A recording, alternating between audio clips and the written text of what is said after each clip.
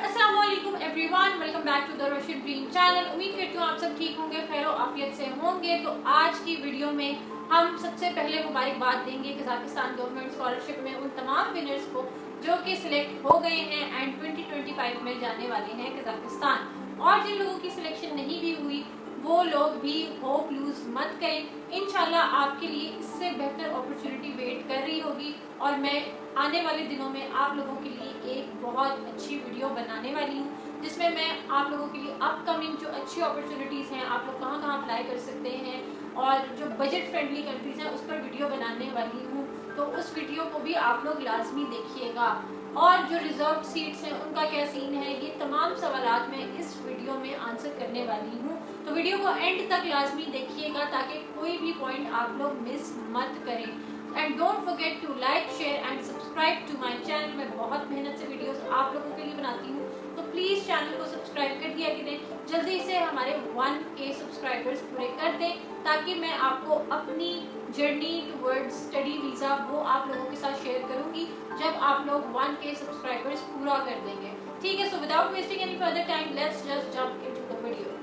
पहले हम वीडियो में बात करते हैं कि नेक्स्ट स्टेप्स क्या है, क्योंकि सबसे ज़्यादा बच्चों का यही सवाल है कि अब हमारा मेरिट लिस्ट में नाम आ गया है तो इसके बाद हमने क्या करना है, क्या क्या चीज़ें हैं जो हमें रिक्वायर्ड है करने के लिए। तो देखिए, सबसे पहले अभी आपको यूनिवर्सिटी जो जिस भी यूनिवर्सिटी में आपका मेरिट लिस्ट में नाम आया है वो यूनिवर्सिटी आपको ऑफिशियल ईमेल करेगी, आपका एडमिशन लेटर भेजेगी, साथ में इनविटेशन लेटर भेजेगी जो कि आपने वीज़ा के टाइम पर यूज़ करना होता है। तो मेरा आप लोगों को सजेशन है कि आप लोग रोज़ अपनी ईमेल चेक करें एंड स्पेशली जो स्पैम बॉक्स है वो ईमेल का लाजमी चेक करें, क्योंकि बहुत ज़्यादा स्टूडेंट के साथ अक्सर ऐसा होता है कि वो ईमेल चेक नहीं करते और अपना स्पैम बॉक्स चेक नहीं करते और यूनिवर्सिटी की ईमेल उनको आई होती है तो वो मिस कर देते हैं, जिसकी वजह से उनकी स्कॉलरशिप ज़ाया भी हो सकती है। तो प्लीज़ अपनी रोज़ email and spam box check करें। दूसरी बात ये कि अब आप लोगों ने डॉक्यूमेंटेशन कौन कौन सी कंप्लीट करनी है, क्योंकि ये सबसे ज़्यादा सवाल होता है कि अब हमने क्या क्या चीज़ें अरेंज करनी है, कौन कौन से डॉक्यूमेंट्स चाहिए। तो मैंने अपनी लास्ट वीडियो में भी बताया था कि आपने अपने सारे एजुकेशनल डॉक्यूमेंट्स, पासपोर्ट एंड आपका medical certificate, birth certificate, police character certificate, ये सारी चीज़ें तैयार रखनी है और इनकी ट्रांसलेशंस करवानी है इन रशियन या फिर कज़ाक लैंग्वेज। मैं आपको रिकमेंड करूंगी कि रशियन लैंग्वेज में करवाएं, क्योंकि इससे आपका ही फायदा होगा।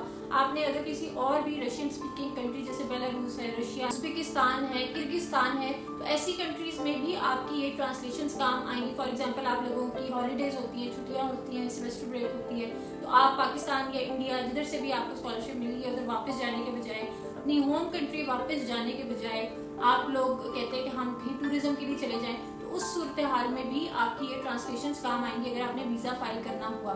ठीक है, तो मैं आपको रिकमेंड करूंगी कि रशियन में करवाएं, क्योंकि रशियन काफ़ी ज़्यादा कंट्रीज़ की ऑफिशियल लैंग्वेज है।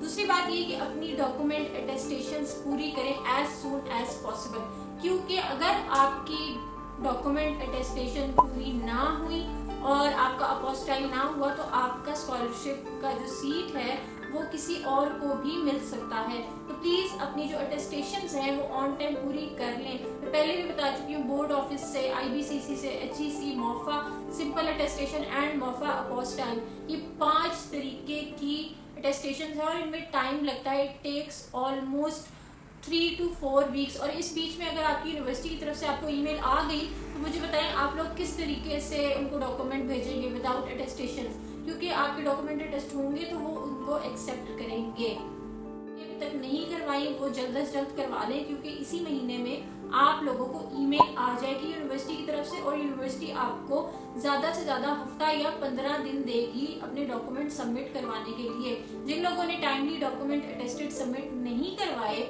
उनकी स्कॉलरशिप हाथ से चली जाएगी।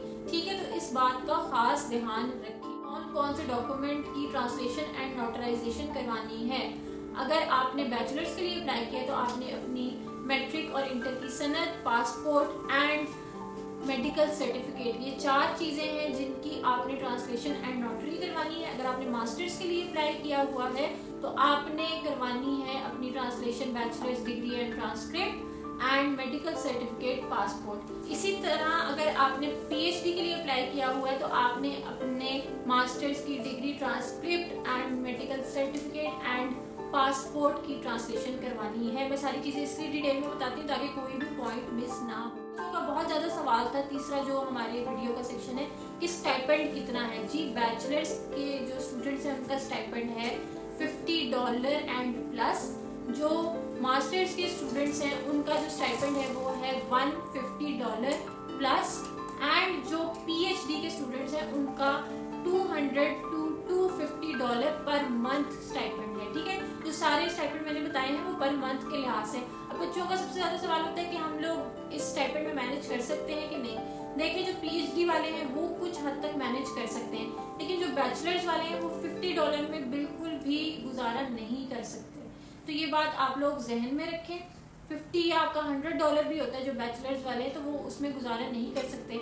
आपको या तो कोई और जॉब करनी पड़ेगी जो कि स्टूडेंट वीज़ा पर अलाउड नहीं है, आपको चोरी छिपे करनी पड़ेगी। अगर पकड़े गए तो डिपोर्ट होंगे। मैं सारी बातें आप लोगों को डिटेल में बताती हूँ, आप लोग प्लीज़ वीडियो को एंड तक देखा करें ताकि कोई पॉइंट मिस ना करें। जो मैं बता रही होती हूँ वही बातें आप लोग फिर भी कॉमेंट सेक्शन में पूछते हैं, लेकिन चले कोई बात नहीं, आपको मैं फिर डिटेल में बता देती हूँ कि आप लोगों ने अपने जो जॉब है उसका इंतज़ाम करके जाएं। कोई ऑनलाइन जॉब ढूंढ के जाएं, बेहतर है, क्योंकि वहाँ लैंग्वेज बैरियर भी है। अपने लैंग्वेज स्किल्स पर अभी से काम करना शुरू कर दें। मेरे चैनल पर रशियन लैंग्वेज कोर्स पड़ा हुआ है जो बिगनर्स लेवल के लिए ज़रूरी है।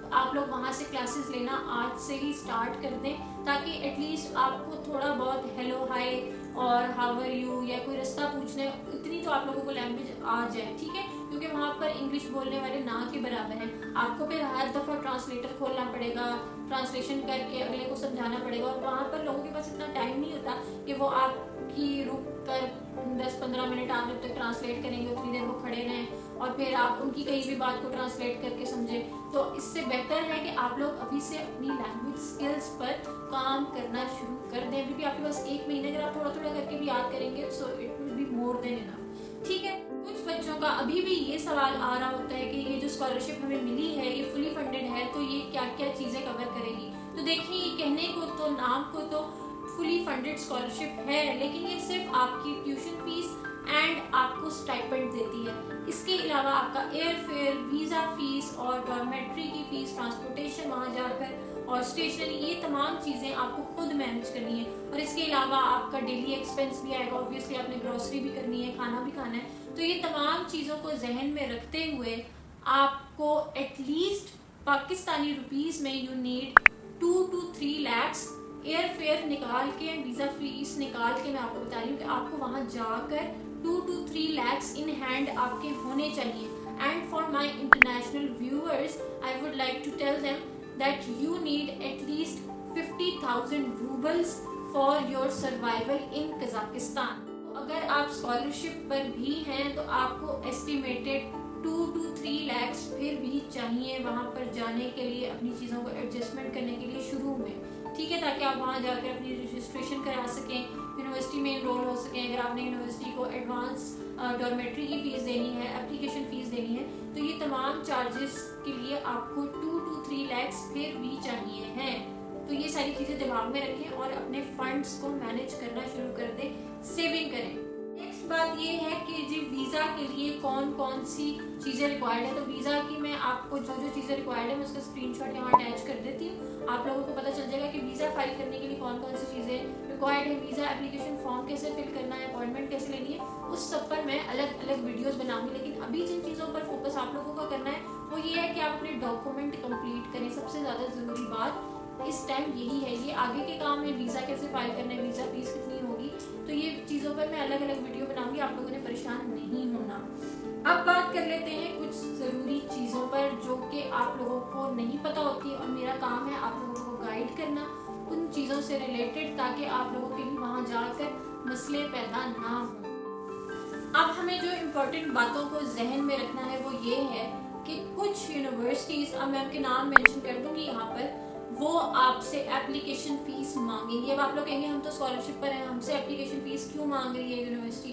तो देखें, ये उनके रूल्स एंड रेगुलेशंस होते हैं, ये हिडन चार्जेस होते हैं एक तरीके के, और आपको पे करने पड़ते हैं इन एनी केस। तो आप लोगों ने एप्लीकेशन फीस के पैसे जमा रखने हैं। वो कितने होते हैं वो भी मैं आपको बता दूंगी। अराउंड एस्टिमेटेड मैं अगर आपको बताऊं तो 15,000 टू 20,000 10G में होते हैं वो पैसे, और उसकी कन्वर्जन रेट भी मैं यहाँ लगा दूंगी कि कितने पाकिस्तानी PKR में कितने बनते हैं। तो आपने ये पैसे सेव रखने हैं अगर आपका उस रेलिवेंट यूनिवर्सिटी में एडमिशन हुआ है। तो जो यूनिवर्सिटीज है मैं उनकी लिस्ट मेंशन कर दूंगी जो आपसे एप्लीकेशन फीस मांगेंगी, ठीक है। उसके अलावा कुछ यूनिवर्सिटीज आपसे एडवांस में डॉर्मेट्री की फीस मांगती हैं। वो कितनी मांगती है? कुछ यूनिवर्सिटीज आपसे 3 मंथ्स की एडवांस डॉर्मेट्री फीस लेती हैं, कुछ 6 मंथ्स की लेती हैं। तो ये चीज़ें आपने अपने बजट में रखनी है, इनका बजट आपने मैनेज करके जाना है। और जो इस वीडियो का लास्ट टॉपिक है वो ये है कि रिजर्व कैंडिडेट्स का क्या सीन है। बहुत ज़्यादा बच्चे जिनका लिस्ट में अनफॉर्चुनेटली नाम नहीं आया और वो मुझे मैसेज कर रहे थे कि 488 रिजर्व सीट्स हैं, तो इसका क्या मतलब है। रिजर्व कैंडिडेट्स वो हैं, फॉर एग्जांपल अगर कोई विनर, स्कॉलरशिप विनर अपने डॉक्यूमेंट्स प्रॉपरली सबमिट नहीं करता, कोई उसके डॉक्यूमेंट्स में मिस्टेक निकल आती है, जैसे आपके कुछ डॉक्यूमेंट्स में स्पेलिंग और तरीके के हों और आपके पासपोर्ट और ID पर और हों, एजुकेशनल डॉक्यूमेंट्स में और हों, या आपकी अटेस्टेशंस मुकम्मल नहीं हैं, तो आपकी सीट चली जाएगी और आपकी सीट मिल जाएगी रिजर्व कैंडिडेट्स को, ठीक है। तो ये बहुत ज़्यादा ख्याल रखें जो तमाम विनर्स हैं कि वो अपनी डॉक्यूमेंट अटेस्टेशन सारे प्रोसेस पहले से करवा लें, ताकि ये ना हो आपकी सीट जो है वो किसी रिजर्व कैंडिडेट को चली जाए। तो 488 रिजर्व कैंडिडेट्स हैं। अगर विनर्स अपनी जो डॉक्यूमेंट्स है और रिक्वायरमेंट्स है उनको टाइमली फुलफिल नहीं कर पाते तो उनकी सीट रिजर्व कैंडिडेट को ट्रांसफ़र हो जाएगी। और रिजर्व कैंडिडेट की कोई भी लिस्ट नहीं लगेगी, वो जो उनके पास सिस्टम में उनके है रिजर्व कैंडिडेट की लिस्ट, वो उनको डायरेक्टली ईमेल करेंगे, वो कोई लिस्ट पब्लिश नहीं करेंगे और ना ही किसी स्टूडेंट को रिजेक्शन की ईमेल आएगी। बहुत ज़्यादा स्टूडेंट्स हैं वो हमें कहते हैं हमें रिजेक्शन की ईमेल नहीं आई, हमें एक्सेप्टेंस की ईमेल नहीं आई।